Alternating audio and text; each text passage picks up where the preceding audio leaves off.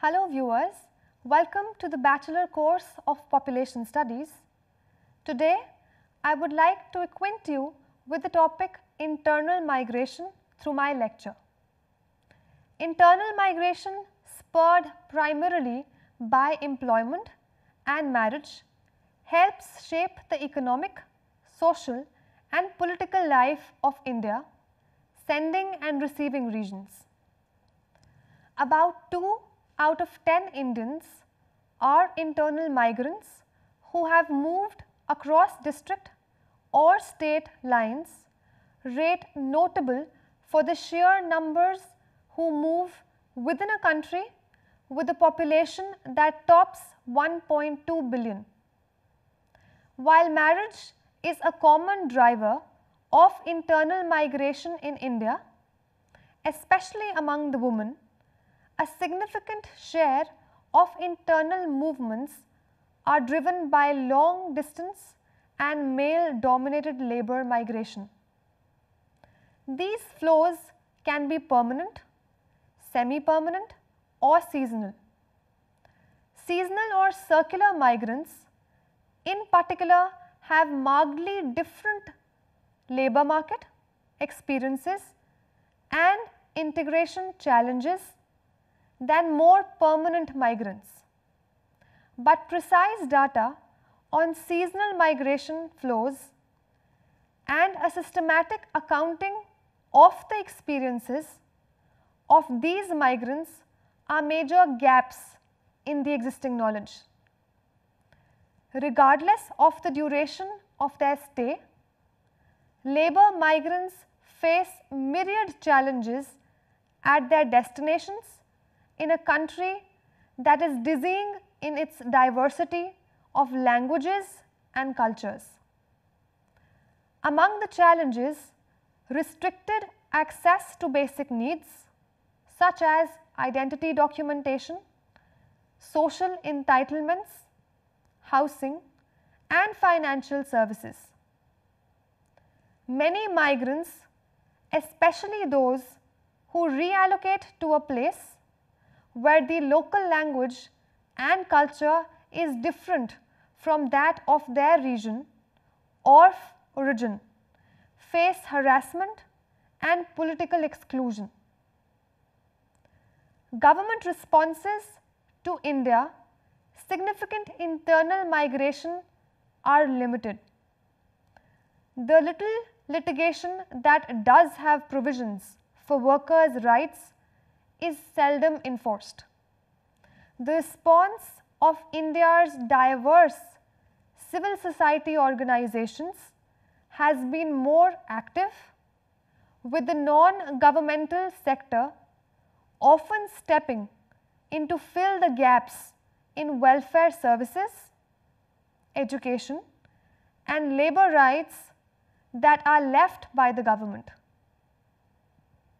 This article focuses on internal labour migration, describing the political, economic and social barriers to integration that labour migrants face, and detailing the policy environment surrounding their integration challenges.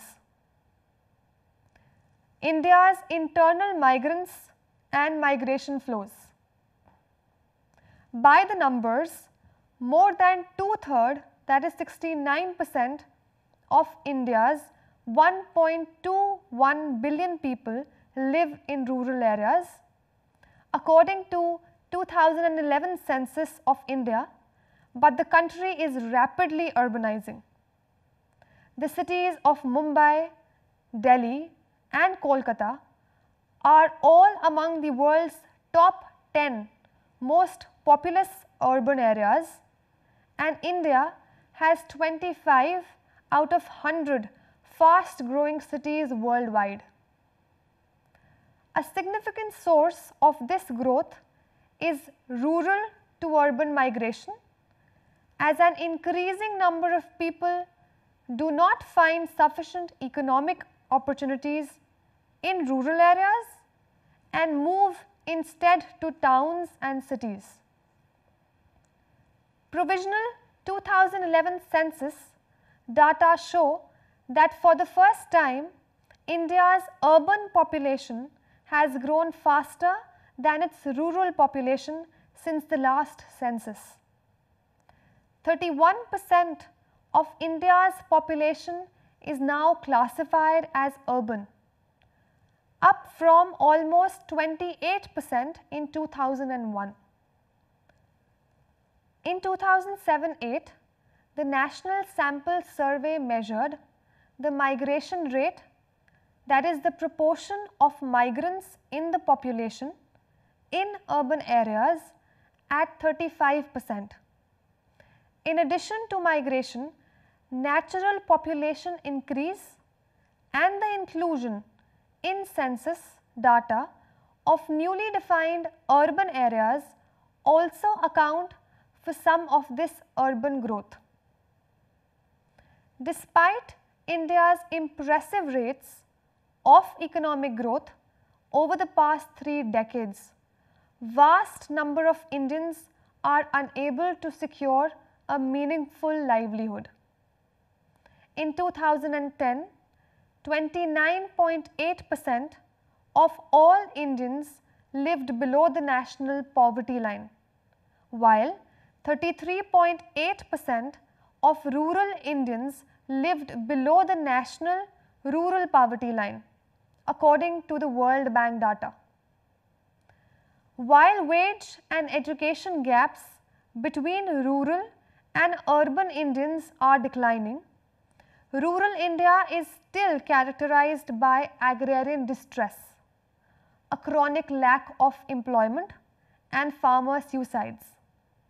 Thus, the rural-urban divide has been one of the primary reasons for India's labour mobility. Types of internal migration in India. Labour migration flows include permanent, semi-permanent and seasonal or circular migrants. Most of the available data polls migrants in the permanent and semi-permanent categories, and considerably less large-scale statistical data are available on the numbers and statistics of circular migrants. Semi-permanent migrants are those who are likely to have precarious jobs in their destination areas or lack the resources to make a permanent move.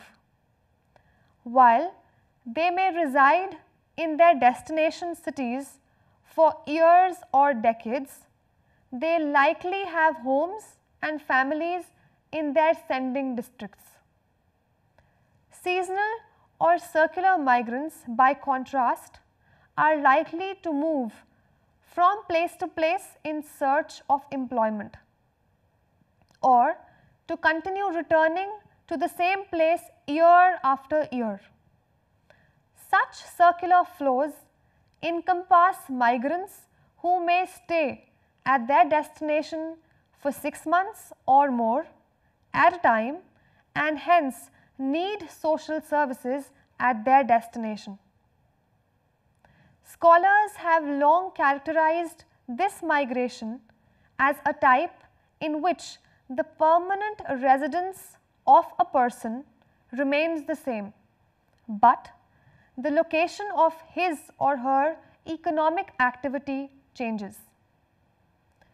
Many of the women who migrate for marriage are also participants in the labour market, even if their primary reason for migration is marriage. Figure, it shows the data of the states where out-migration exceeds in-migration in the year 2007-8 in India. The state-wise detailed explanation is as under. Major migration flows. The North Indian states of Uttar Pradesh and Bihar have the highest percentages of rural population, with 18.6% and 11.1% of people living in villages respectively as of the census 2011. These states are also the largest migrant sending states. Substantial flows of labour migrants relocate from Uttar Pradesh to Maharashtra, Delhi, West Bengal, Haryana, Gujarat and other states across northern and central India. Migrants from Bihar relocate to the same destinations with the highest numbers to Delhi and West Bengal. Other major migrant sending states are Rajasthan, Madhya Pradesh, Andhra Pradesh, Chhattisgarh, Jharkhand and Odisha. Predictably, all the major sending states are characterized by very low social and economic development indices, and the major urban destinations that are enumerated below are the growing economic magnates in an increasingly liberalized Indian economy. The cities of Mumbai, Delhi and Kolkata are the largest destinations for internal migrants in India. Many of the migrants to these cities are intrastate migrants, relocating from rural areas of Maharashtra and West Bengal. All three cities also absorb large numbers of people from other states across India, which is shown in the following map. Figure. This shows major net internal migration flows in India 2001. This figure shows the states with high estimated in-migration, which is 6 million approximately in Maharashtra, 4 million approximately in Delhi and 3 million approximately in Uttar Pradesh. Problems of measurement. While India's internal migration flows are substantial, they are difficult to enumerate. The 2001 census and the 2007-08 National Sample Survey both provide broad information on internal migration, but these important aspects of Indian internal migration patterns. The 2001 census lists 307 million internal migrants, but defines as a migrant anyone who lives in a place that is different than their place of birth or place of last residence. This definition casts too wide a net because it includes many people who move over very short distances within the same district. On the other hand, it likely misses a significant number of seasonal migrants who have as much of a chance of being counted in their place of birth or last residence as they do at their new destination. The census does differentiate internal migration within states, between states and in the same state and across states. In 2001, inter-districts migrants accounted for 76.8 million migrants and there were 42.3 million interstate migrants. Therefore, about 191 million people, 19% of the total Indian population were migrants from other districts or other states. These numbers reflect the number of permanent and semi-permanent migrants, but the census does not provide information on circular, seasonal or temporary flows. The National Sample Survey conducted by the Ministry of Statistics and Program Implementation asks people their usual place of residence, counting migrants as those who have stayed for 6 months or longer in a place that is different from their prior usual place of residence.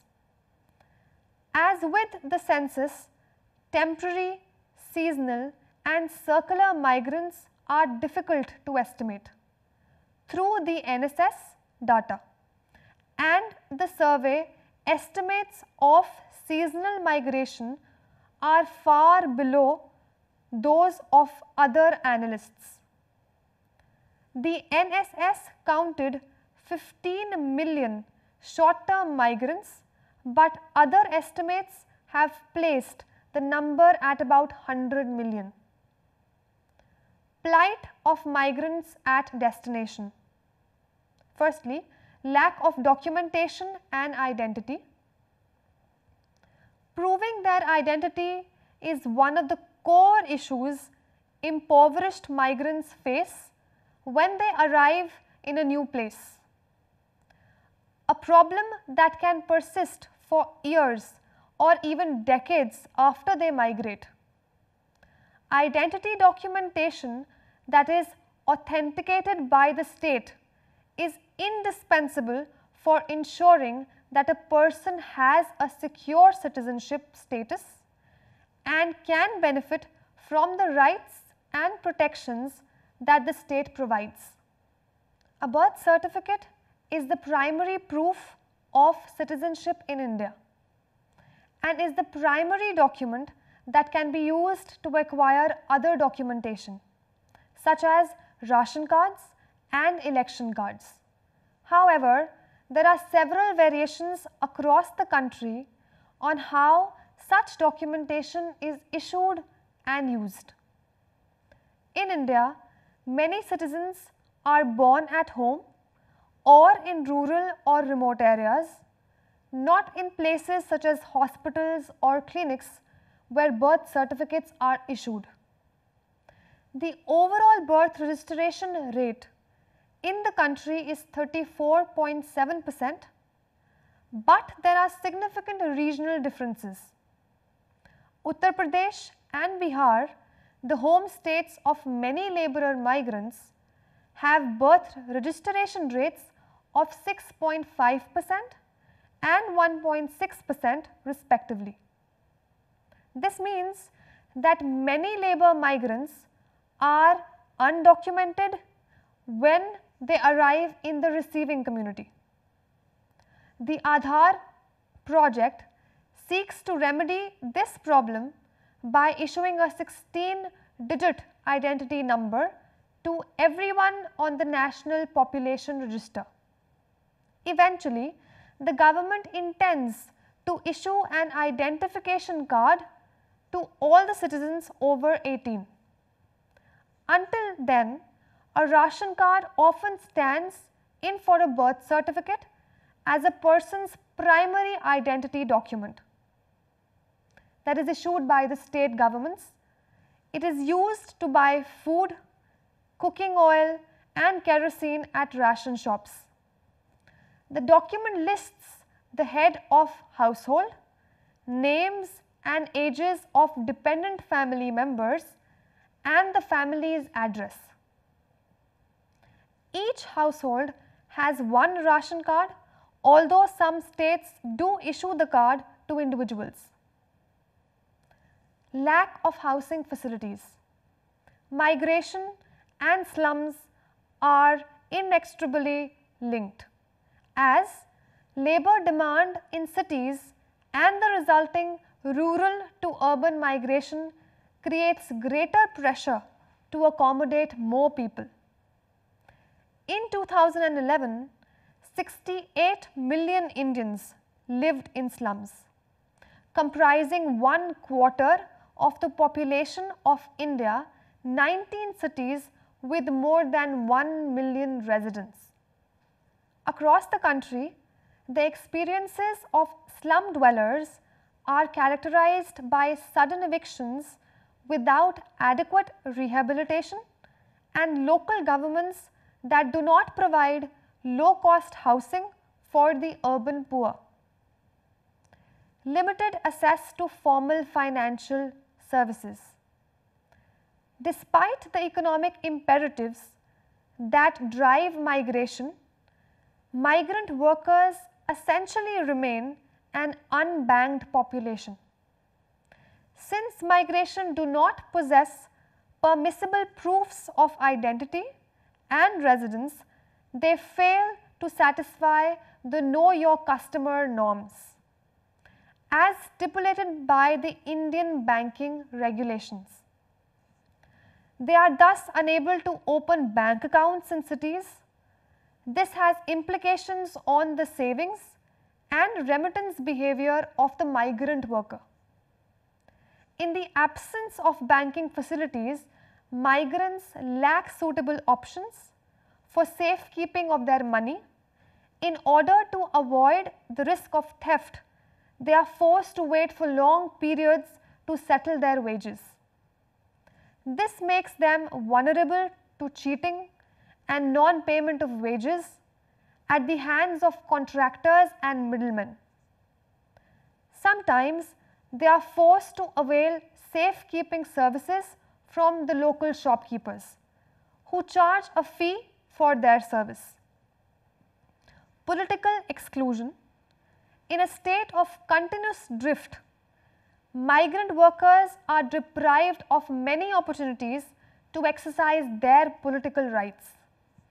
Because migrants are not entitled to vote outside of their place of origin, some are simply unable to cast their votes. A 2011 study on the political inclusion of seasonal migrant workers by Amrita Sharma and her co-authors found that 22% of seasonal migrant workers in India did not possess voter IDs or have their names in the voter list. The study noted that any migrants leave their home at an age as early as 13-14. The voter ID is issued at an age of 18 or more. When they become eligible to get a voter ID, their work life is at its peak and their trips to home short in duration. Many migrants reported to not have the time to get their voter IDs made, and a staggering 83% of long distance migrants reported missing voting in elections at least once because they were away from their home seeking livelihood options. Because of this, migrant workers are often left unable to take political demands for entitlements or seek reforms. Rampant exploitation. Migrant flows are mediated by an elaborate chain of contractors and middlemen who perform the critical function of sourcing and recruiting workers. Migrants completely dependent on the middlemen for information end up working in low-end, low-value, hard and risky manual labor and are constantly subjected to exploitation with little or no opportunity for legal recourse. Their work lives are characterized by exploitative practices such as manipulation in wage rates and work records, non-payment or withholding of wages, long work hours, bad working conditions and verbal and physical abuse. Accidents and deaths at workplaces are also extremely common in construction sector, which is aggravated by the absence of any kind of social protection. The fact that migrants are dispersed throughout a vast urban or rural canvas also seriously inhibit their potential to organize themselves in formal or informal ways. This further weakens their bargaining power in terms of wages, in terms of benefits and working conditions. Conclusion: this shows that there are various micro and macro deriving forces or factors responsible for migration within the geographical boundaries of the country. I sincerely hope this lecture proves to be informative and enlightening for all the viewers. Thank you.